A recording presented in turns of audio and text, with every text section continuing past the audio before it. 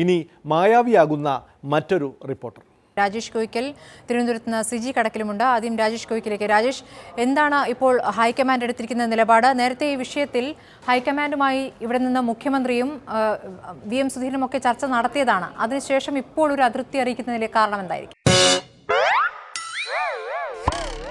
Palakkad Kongad സ്വദേശിനിയും അന്ധവിദ്യാർത്ഥിനിയുമായ സബിതയ്ക്ക് SSLC പരീക്ഷയ്ക്ക് മുന്നോടിയായി medical certificate ലഭിച്ചു. മാതൃഭൂമി ന്യൂസ് വാർത്ത ശ്രദ്ധയിൽപ്പെട്ട ജില്ലാ കളക്ടർ P. മേരിക്കുട്ടിയാണ് ഇടപെടൽ നടത്തി വേഗത്തിൽ നടപടികളാക്കിയത്.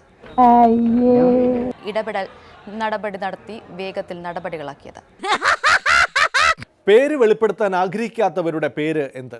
ഞാൻ തിരികെ എത്താം. വിജാസ് 108 ഒരു ജീവനക്കാരൻ ചേരുകയാണ്. പേര് വെളിപ്പെടുത്താൻ ആഗ്രഹിക്കുന്ന മനുഷ്യനിൽ, അതുകൊണ്ട് തന്നെ അദ്ദേഹത്തെ സുരേഷ് എന്ന് വിളിക്കുകയാണ്. സുരേഷ്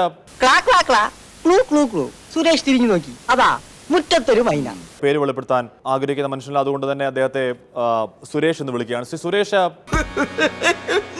ഔട്ട്ഡോർ അവതരണത്തിൽ അവതാരകർക്ക് നിർദ്ദേശം നൽകുന്ന ടോക്ക് ബാക്ക് സംവിധാനം പണിമുടക്കിയാൽ എന്തു ചെയ്യും? കലയുടെ മിഠായി തെരുവിലേക്ക് എല്ലാ പ്രേക്ഷകർക്കും ഒരിക്കൽ കൂടി സ്വാഗതം.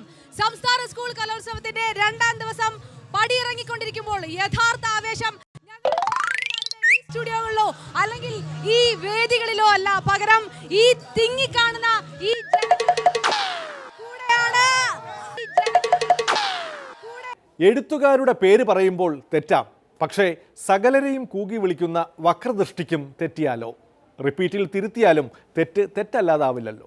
ഇന്ന് പുതിയ ധാരാളം സുഭാഷ് ചന്ദ്രബോസിന്റെ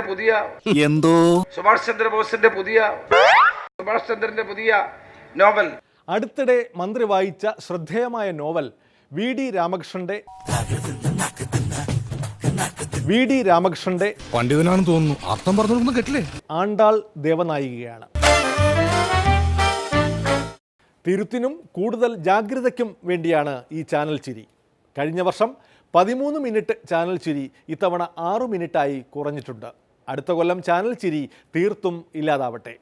അരുവിക്കര ഉപതെരഞ്ഞെടുപ്പ് മുതലുള്ള ചിരിക്കൂട് നിറയ്ക്കുന്ന വിഭവങ്ങൾ കേരള സർക്കസിൻ്റെ 2ാം ഭാഗത്തിലുണ്ട്.